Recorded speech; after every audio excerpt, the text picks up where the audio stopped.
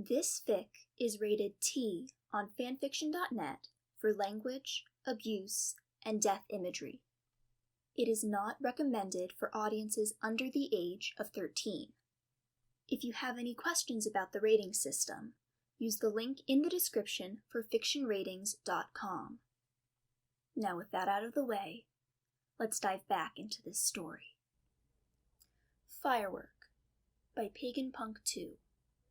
Chapter 5. Before his parents had been dead 24 hours, Dick had entered into an alien world.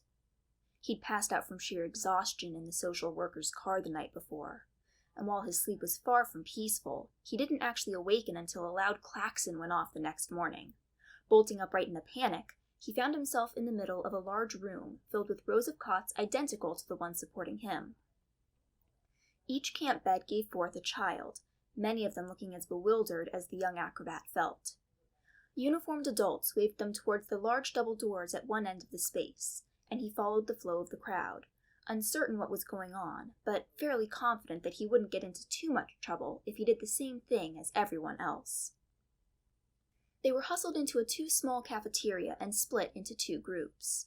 The first was allowed to form a line, pick up trays, and be served moderate portions of breakfast. The second, of which Dick was a part, was made to stand along the walls, licking their lips as they watched their cohorts eat. For all that they were given the privilege of being first, the early birds, for indeed it was the children who had been at the head of the pack coming in who were selected to dine in the earlier bunch, had no chance for a leisurely meal. Instead, they were harried by the same grown-ups who had rushed them in and divided them. 10 minutes after a tray hit a table, it was swept back up, empty or not, and stacked on a rolling cart. 20 minutes after they'd all filed in, the last member of Wave 1, a girl with a broken arm who had struggled to get a few bites to her mouth with her non-dominant hand, was driven from the chamber so that the rest of the hall's occupants could be fed. Learning from observation was crucial in as dangerous a world as aerial acrobatics, and Dick got the hint quickly. The instant his rear hit the seat, he began shoveling food into his mouth. "Sorry, Mom," he said automatically as a bit of tasteless scrambled egg fell from his lips. "Oh, she's not here to give me that look she does when I eat too fast. I mean, that look she did."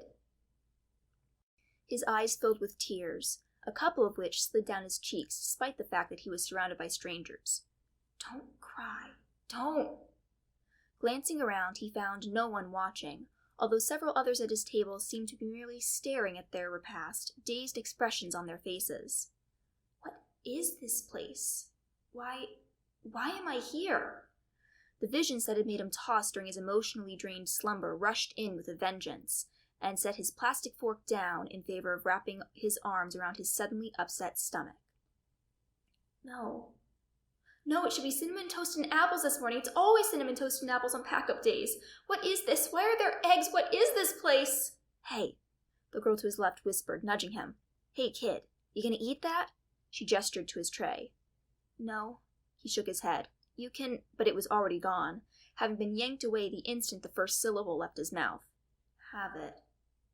I'm not hungry anymore anyway." Once they were banished from the cafeteria, they passed back through the field of cots, directed by the adults to pick up their personal effects. Having none, Dick simply watched, cheeks still shining. A few children shot him odd looks as they, too, waited, their things already in hand. What's wrong with me?" he wondered, then looked down to find himself still in his performance garb. Oh. Amongst the tattered t-shirts and jeans of the others, his clothes were ostentatious. Never before had he felt shame while in his circus outfit, but he found himself wishing more and more that he had something else to wear with every new glance sent in his direction. "I could put Mr. Wayne's coat back on, even if it is way too huge on me.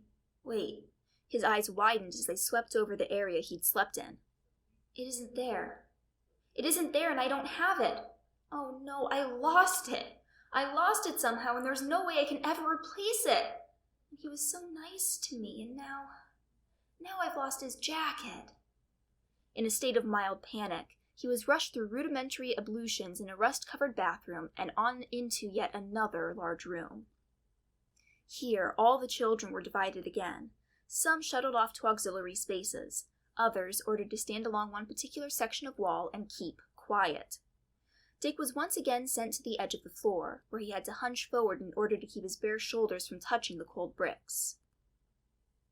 "That lady told me she was going to take me back to the circus this morning," he recalled, so I could get some things. But if we don't leave soon, they will have already left for the next show." He stood there for 15 minutes as new adults came in, selected a child or two, and let them out. "I wish I could go with that lady today," he thought miserably as he watched another boy be greeted with a smile and a kind word. "Somehow I don't think mine's going to be in such a great mood." She wasn't. Her lips were nearly invisible when she strode in, glanced down the line of youngsters, and then called out 3 names sharply. Carrying his own among them, Dick moved towards her. When he stopped at her side, she shoved a pair of old sneakers at him. "Put these on. You can't run around in bare feet all the time now that you're amongst normal people." "What is that supposed to mean?"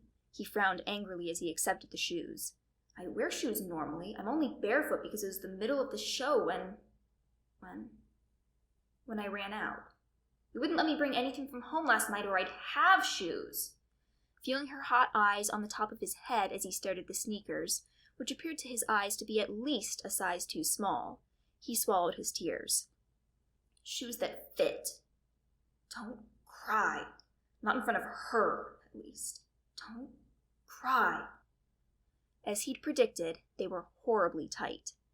His usual easy gait became a pinched limp as he followed her out to her old sedan and crawled into the back seat with the girl who had finished his breakfast.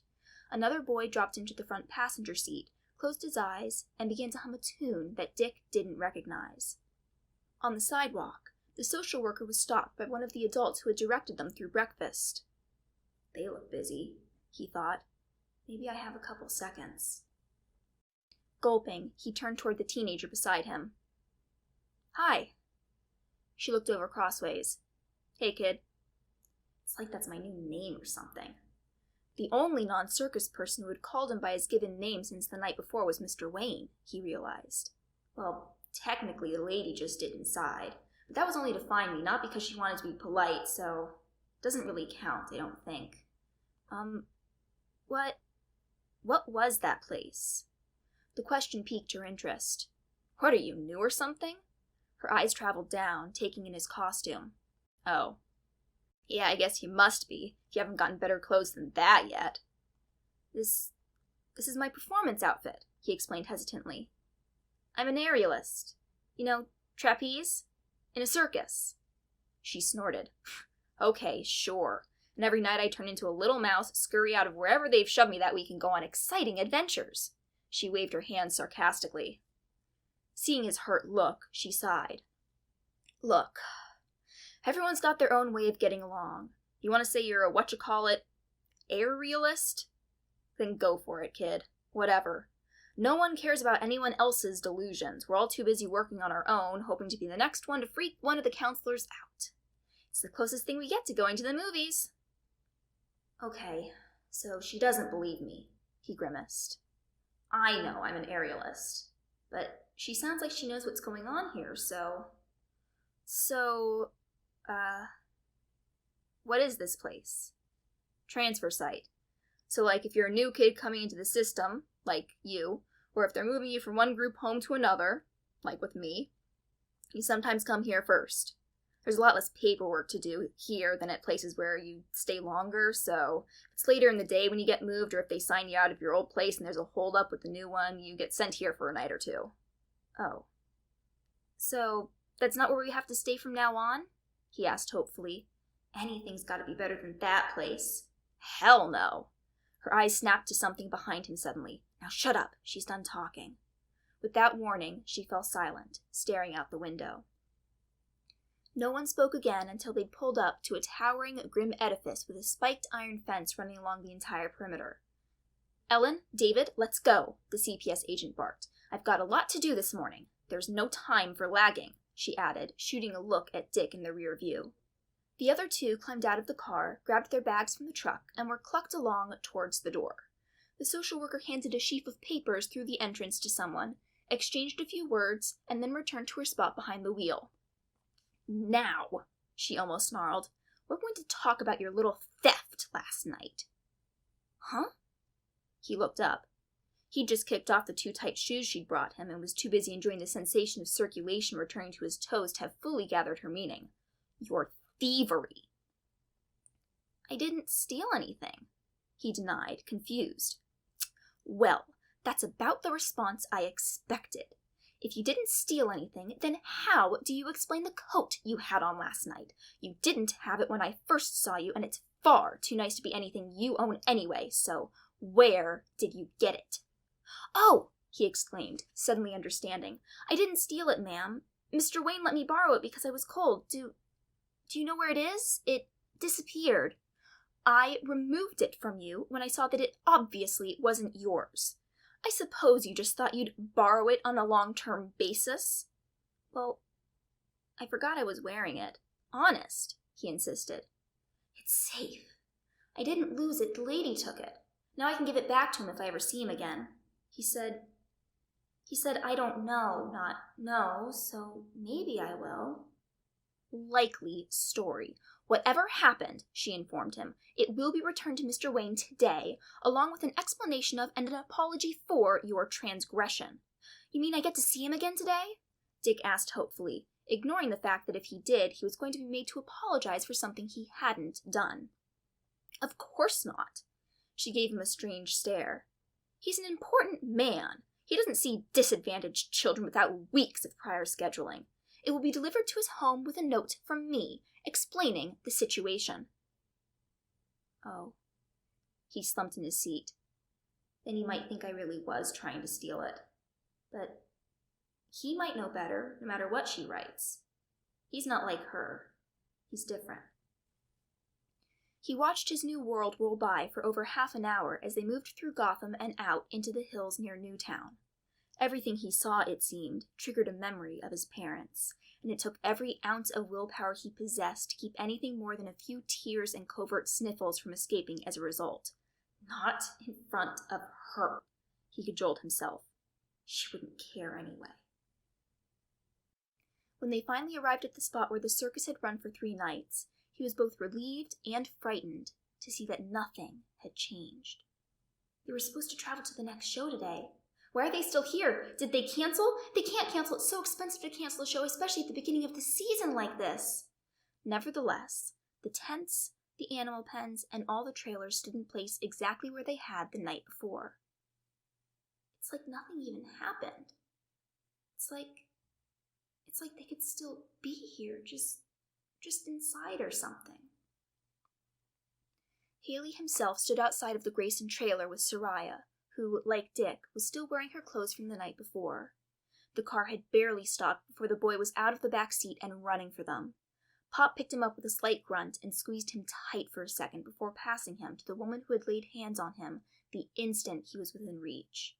"Tanti," he whispered miserably, "don't let them take me away again. Please, let me come home."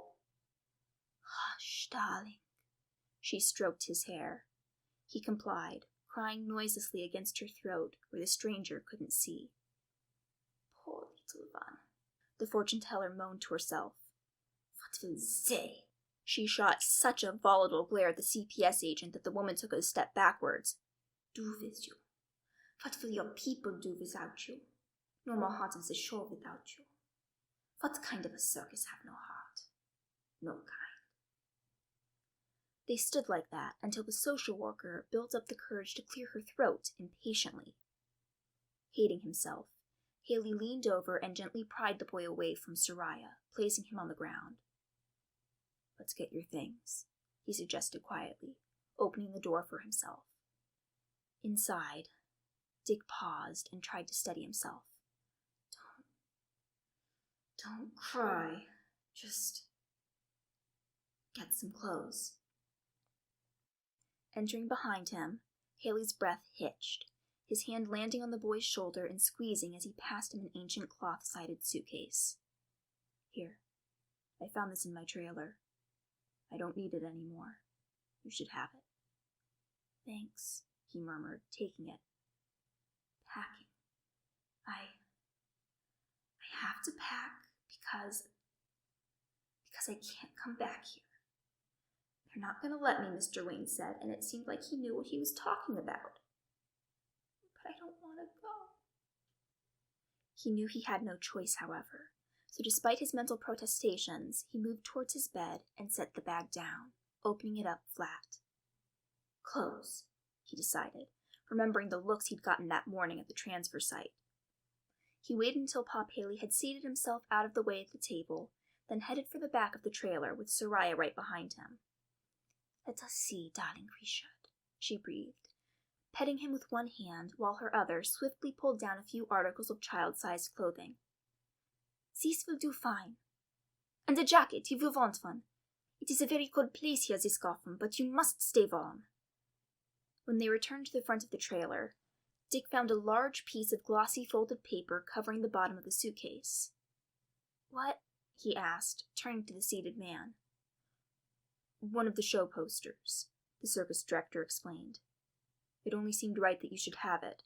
You have to remember where you come from, Dick. It's the best way to keep their memory alive in your heart. I won't forget, he promised thickly. I'll never forget any of it. Good boy, Haley nodded. There, Soraya announced, having quickly folded and tucked in several outfits' worth of clothing. And you have room for some toys, too, she added, cupping his cheek. I should probably change while I'm here, the child said, shifting uncomfortably.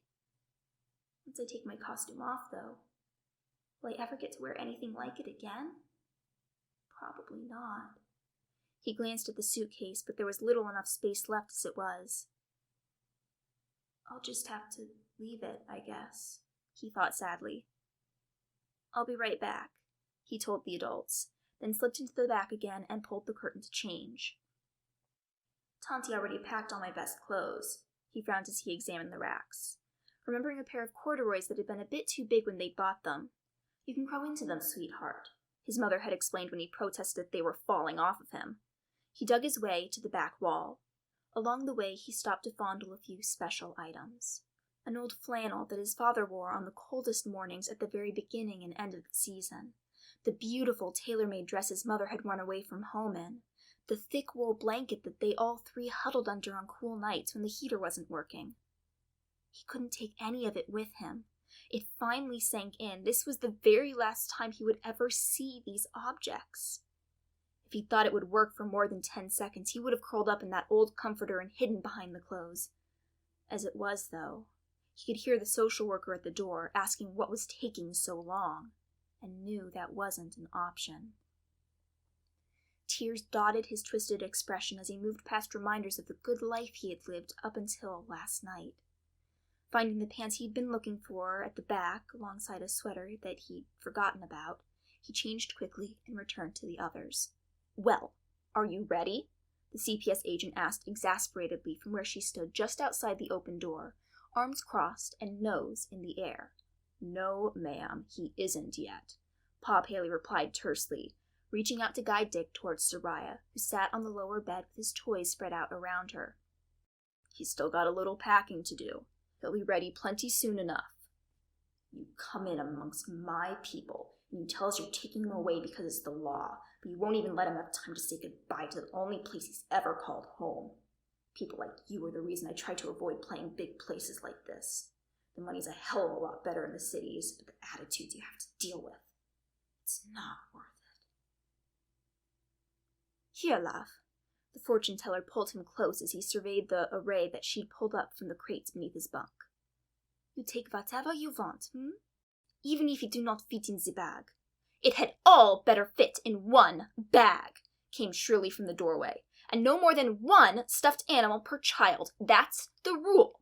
It breeds discontent otherwise. Soraya pressed her hands over Dick's ears and gave Haley a pleading look. Suklinasu! She insisted in Romani, gesturing towards the woman hidden from view once the bad words were out of her mouth. Whether she's an evil bitch or not, Soraya, I explained all of this. We can't fight the law and survive. You know that, he sighed, shaking his head and looking away, shame in the pit of his stomach. Others have tried, and you've seen where it's gotten them. Jail or worse. It's hard to wander when you're behind bars. Seeing that he could do nothing, she bit her lip and concentrated on her last few minutes with the boy she had watched come into the world. "You will pick out what you want," she instructed. "We will make it fit." He leaned his head against her arm gratefully, then began to make careful selections. Eleanor, the stuffed elephant he'd been given only days after birth, was the first thing he grabbed. After that, he managed to fit in a large top decorated with lions and a little photo album full of postcards and pictures from places they'd traveled. The bag was all but overflowing, but before he closed it, he dashed to the rear of the trailer again, coming back with one of Mary's favorite scarves and the little bottle of perfume she had worn only on holidays and special occasions. He wrapped the glass carefully in the patterned fabric and tucked it neatly away, then zipped the suitcase shut, casting a longing glance at the plush giraffe that was second only to Eleanor in his toy hierarchy. "She said only one animal, and it has to be my elephant," he told himself sternly. "She already doesn't like me. Disobeying her will just make it worse." "You are all done?" Soraya breathed, her mouth trembling as her fingers tightened on his arm. His eyes traveled slowly over the entire trailer, which already felt bereft of some essential life force. No, I'm not done, Tonti," he decided suddenly. "There's one more thing I want to take with me," he said, leaning in conspiratorially so the stranger wouldn't overhear. "Would you read my fortune?" "Of course," she said immediately. "But my cards are in the trailer."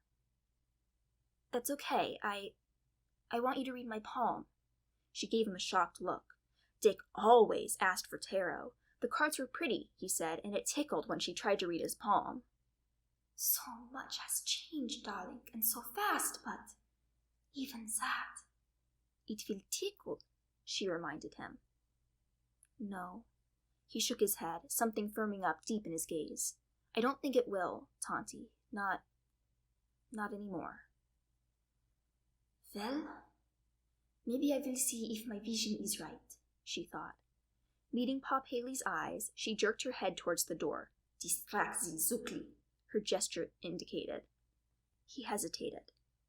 "I know it's just a reading, but if that woman finds out what you're doing in here, she's going to give him another bad mark," he worried.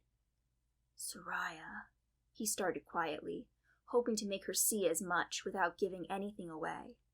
"Cornelius," she hissed back, her face darkening threateningly. "I will do this thing for him. No one will stop me. Now go do your work so I can do mine." The circus director stood and stretched, giving in. "Soraya, I'm going to ask a couple questions, see about John and Mary's funeral," he gulped. "You bring Dick out just as soon as you're done." "Of course. We will not be long," she nodded.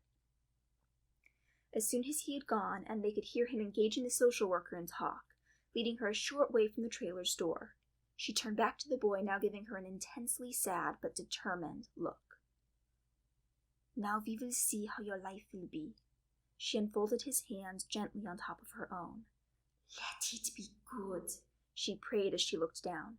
"It must be good. He deserves so much good, please." Her eyes widened as she stared at his hand. Oh, darling. How do I tell of so much light, of so much dark dancing together?" She marveled as her stunned gaze rose to meet his.